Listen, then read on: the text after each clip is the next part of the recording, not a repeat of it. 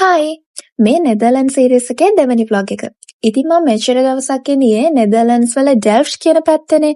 මං අද හිතුවා වෙන සිටි එකක් එක්ස්ප්ලෝර් කරන්න මං යන්නේ හේග් කියන පැත්තට. මම මුලින්ම ආවේ වර්ල්ඩ් පීස් පැලස් එක බලන්න.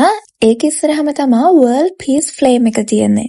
ඒක වටේට මේ තියෙන චූටි පාත් එකක් වගේ ඒකට කියන්නේ වර්ල්ඩ් පීස් පාත්වේ කියලා. ඒකට රටවල් 196ක ස්ටෝන්ස් ගෙනල්ලාලු හදලා තියෙන්නේ.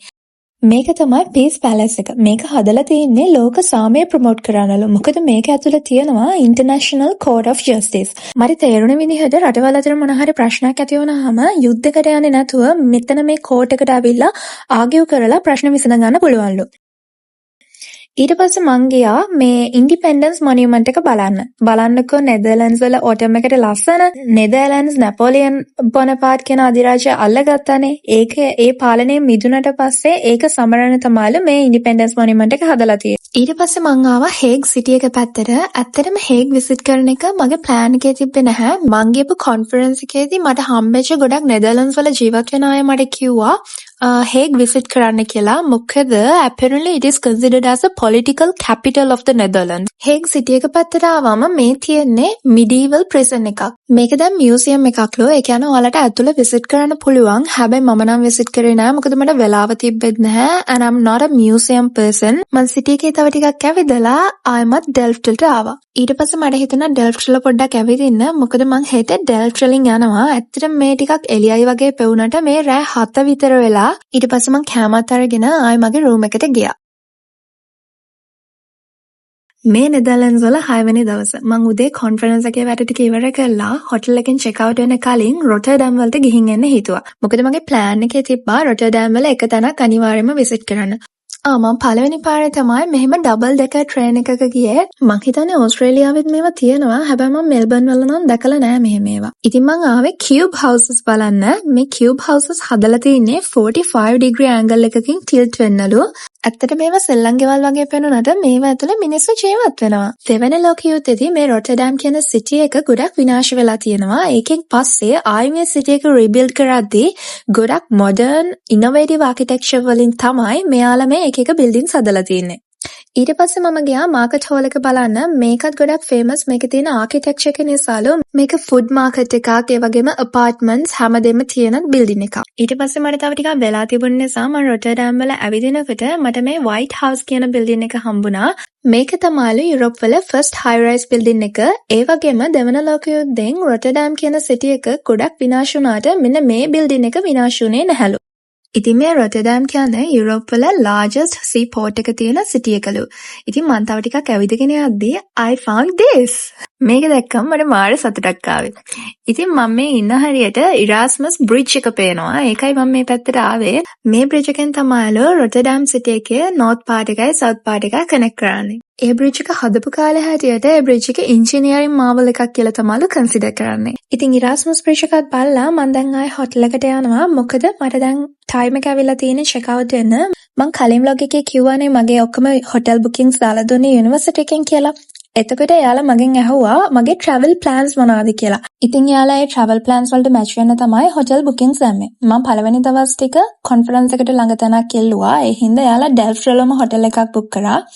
ඊට පස්සේ මං කිව්වා මං travel කරන්න හිතන් ඉන්න තැන් මොනවද කියලා. ඒ නිසා එයාලා ඒකට match වෙන්න ඒ ළඟ hotel එකක් තමයි ඊළඟට book කරේ. ඉතින් මං Delft වලට bye කියලා මගේ ඊළඟ hotel එකට ආවා.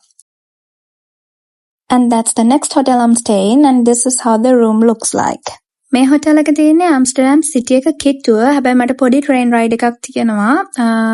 මෙතන ඉඳන් පොඩක් පයින් ගිහිල්ලා තමයි train එක ගන්නත් ඕනේ. And this is the view from the room. මම එකට එනකොට මට lunch ගන්න වෙලාවක් තිබ්බේ නෑ. ඒ හින්දා මම එතන තිබ්බ දෙයක් තමයි order කරේ. එයාලගේ kitchen එක close කරලා තිබ්බේ. මම lunch අරගෙන ඇම්ස්ටර්ඩම් සිටි එකට ගියා. And this is the Amsterdam Central Station. Netherlands කියන රටේ ලොකු කොටසක් sea level එකට පල්ලෙහාන් තමයි තියෙන්නේ. ඉතින් මේක නිසා තියෙන excess වතුර drain කරන්න, floods වගේ දේවල් ඇති වෙනක වළක්වන්න, ඒ වගේම transport and trade වලට මෙයාලා ගොඩක් canals හදලා තියෙනවා. ඉතින් මේ වගේ ගොඩක් canals තියෙන රටකට ඇවිල්ලා canal tour එකක් ගියේ නැත්තම් වැඩක් නෑනේ. ඒ නිසා මං හිතුවා canal tour එකක් යන්න. ඉතින් අපි මේක කලින් book කරන්න ඕනේ නෑ. ඇම්ස්ටර්ඩම් station එක ගාවට ගියාම ගොඩක් canal tour companies එතන තියෙනවා. ඉතින් අපිට පුළුවන් එතනින් ticket එකක් ගන්න. හැබැයි මම ප්ලෑන් කරන් ඉදියේ මේ රූෆ් එකක් නැති ක්‍රූස් එකක යන්න. ඒ කියන්නේ පොඩි බෝට් එකක වගේ. ඒ වුණාට ඒ බෝට්ස් සේරම බුක් වෙලා තිබ්බේ එදා මං යනකොට හවස් වෙලා නිසා. ඉතින් මට වෙන ඔප්ෂන් එකක් තිබ්බේ නැති නිසා මම මේ ක්‍රූස් එකේ තමයි ගියේ. මේකේ ඔයාලට අර වින්ඩෝ සීට් එකක් හම්බෙනවා නම් ගොඩක් හොඳ වීව් එකක් තියෙනවා. ඒත් මට වින්ඩෝ සීට් එකක් හම්බුනේත් නැහැ. මොකද මම එතනට යද්දී දිග පෝලිමක් තිබුණා. මේක පැයක විතර රයිඩ් එකක්. අපිත් එක්ක ගයිඩ් කෙනෙක් යනවා. ඒ ගයිඩ් අපිට එක්ස්ප්ලেইন කරනවා මේකේ වටේ තියෙන බිල්ඩින්ග්ස් ගැන, ආකිටෙක්චර් ගැන හැමදේම. මෙන්න මෙතන ඔයාලට නම් පේන්නේ නැතුව ඇති. මෙතන මේ වගේ බ්‍රිජස් 7ක් එකට අලයින් වෙන තැනක්. ඒක ඇත්තටම එතනට ගියාම අපිට හරියට පේනවා. ඉතින් කැනල් ටුවර් එක ඉවර කළා මං ඊට පස්සේ පොඩ්ඩක් ඇම්ස්ටර්ඩම් සිටි එකේ ඇවිදින්න කියලා හිතුවා. මේ තියෙන්නේ දම්රැක් හවුසස්. මේක තියෙන්නේ ඇම්ස්ටර්ඩම් ස්ටේෂන් එක ඉස්සරහමයි. මේක නම් මම පුංචි කාලේ ෆොටෝස් වලින් දැකලා තියෙනවා ගොඩාක්. ඒ වුණාට මට කවදාවත් හිතුන්නේ නැහැ මට ඇත්තටම දවසක මේක ඉස්සරහට යන්න පුළුවන් වෙයි කියලා. මේ තියෙන්නේ ඇම්ස්ටර්ඩම් වල රොයල් පැලස් එක. ඇත්තටම මේක හදලා තියෙන්නේ ටවුන් හෝල් එකක් විදිහට යූස් කරන්නලු. ඒ වුණාට නැපොලියන් අධිරාජයා නෙදර්ලන්ඩ්ස් අල්ලගත්තට පස්සේ තමයි මේක පැලස් එකක් විදිහට යූස් කරන්න පටන් ගන්න තියෙන්නේ.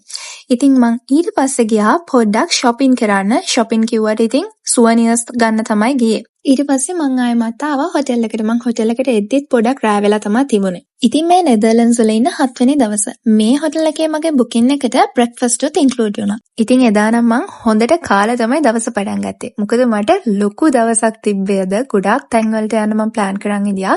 මම මේ මුලින්ම යන්නේ සාන්ඩම් කියන සිටි එකට. මේකට ලෙගෝ සිටි එක කියලාත් කියනවා. ඔයාලට ඉස්සරහට තේරෙයි ඇයි මේකට එහෙම නික්නේම් එකක් දීලා තියෙන්නේ කියලා. බලන්නක මේ හැම බිල්ඩින් එකම හදලා තියෙන්නේ අපි පුංචි කාලේ බිල්ඩින් බ්ලොක්ස් වලින් හදපු ගෙවල් වගේ. ඒ වුණාට මේවා ඇතුළේ ඇත්තටම මිනිස්සු ජීවත් වෙනවා. මේ සමහර බිල්ඩින්ග්ස් හොටෙල්, සමහර ඒවා රෙස්ටොරන්ට්ස්, සමහර ඒවා ඇපාර්ට්මන්ට්ස්. නෙදර්ලන්ඩ්ස් වල පළවෙනි මැක්ඩොනල්ඩ්ස් එක ඕපන් කරලා තියෙන්නේ මේ සිටි එකේමලු. මට හිතුනේ මං ඇත්තටම ටොයි සිටි එකක ඉන්නවා වගේ කියලා. ඇත්තටම මෙතන හරිම යුනික් තැනක්. ඔයාලා කවදා හරි නෙදර්ලන්ඩ්ස් යන්න හිතන් ඉන්නවනම් අනිවාර්යයෙන්ම මේක විසිට් කරන්න. මං හිතන් ඉන්නේ නෙදර්ලන්ඩ්ස් සීරීස් එක vlogs 3කින් අරන් එන්න. ඒ වුණාට මේ vlog එක තව ටිකක් දිග වැඩි වෙන නිසා මං හිතුවා vlogs 4ක් ගේන්න. ඒ කියන්නේ තව vlogs 2ක් ඉස්සරහට එනවා. ඒ දෙකේදී මම විසිට් කරන්නේ වෙනමම vibe එකක් තියෙන තැන් ටිකක්. ඉතින් මං දැන් සාන්ඩම් බලලා මේ ඊළඟට යන්නේ සාන්සේ චාන්ස් වලට. Sorry if my pronunciation is bad. Zaanse Schans කියන්නේ ඕපන් එයර් මියුසියම් එකක් වගේ. මොකද ඒක නෙදර්ලන්ඩ්ස් වල හරිම ලස්සන හෙරිටේජ් විලේජ් එකක්. මේක සාන්ඩම් කිට්ටුවම තමයි තියෙන්නේ. මේකෙදි වින් මිල්ස්, ලී සපත්තු හදන හැටි, චීස් හදන හැටි වගේ ගොඩක් දේවල් මට බලාගන්න පුළුවන් වුණා. ඇත්තටම මේ විලේජ් එකට යද්දි මට හිතුනේ ඩච් පේන්ටින් එකක් ඇතුළට යනවා වගේ පුදුම ලස්සනක් තිබ්බේ. හැබැයි ඊළඟ vlog එකෙන් තමයි ඔයාලට මේ විලේජ් එකේ ලස්සන බලාගන්න පුළුවන් වෙන්නේ. ඉතින් ඔයාලට මේ vlog එක ගැන මොකද හිතුනේ කියලා කමෙන්ට් කරන් යන්න. I hope you guys enjoy the vlog. Bye. तू कहे तो तेरे कदम के मैं निशानों पे चलूं रुको या